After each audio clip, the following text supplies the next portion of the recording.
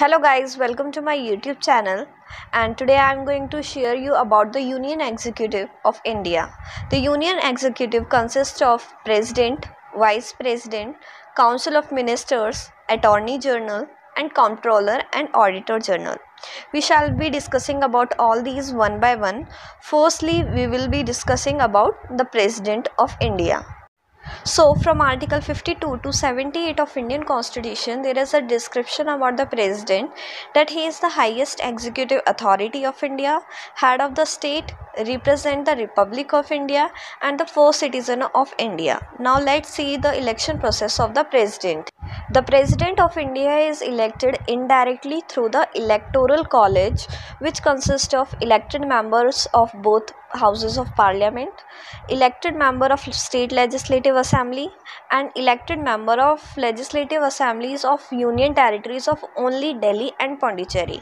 The nominated members do not take part in this, and the system of PR means proportional representation is there, means single transferable vote by the secret ballot, and the president take oath in the presence of the Chief Justice of India of Supreme Court.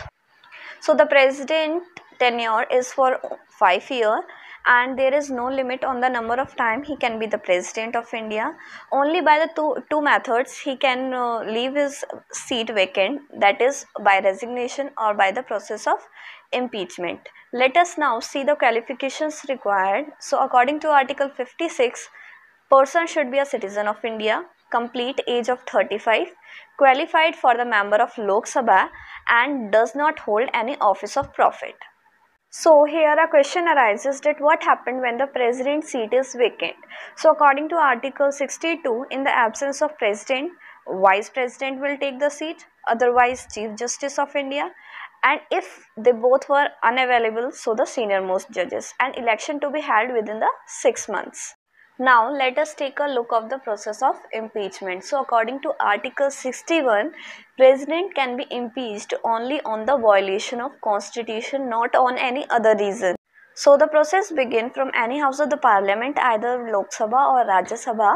Then a notice was prepared and signed by the 1/4 member of the house within 14 days, and after the resolution passed by 2/3 member, it was sent to the another house, and if the other house also passed by the 2/3 majority this notice, then the president is removed from his office, and this is known as the process of impeachment, the removal of the president.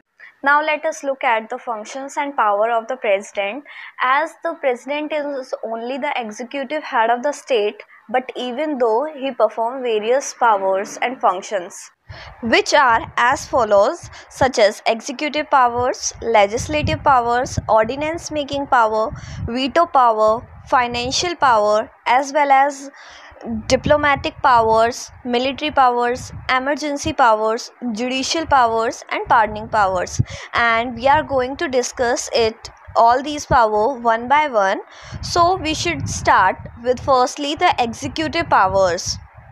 So president has the power to appoint prime minister, council of minister and distribute their portfolios, and he also appoints Chief Justice of Supreme Court and High Court, members and chairman of UPSC, Comptroller and Auditor General, CEC, Chief Election Commissioner, EC, Election Commissioner, and Attorney General, Governor, etc.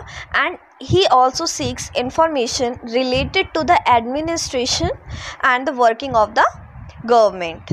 So now let's see the legislative powers. So he has the power of dissolution and prorogation of parliament if he wishes, and he also addresses to the both houses Lok Sabha and Rajya Sabha in the position of deadlock, and he also nominate members of Rajya Sabha and Lok Sabha, and also consent on bills. Without his consent, a bill cannot be passed and form into an act.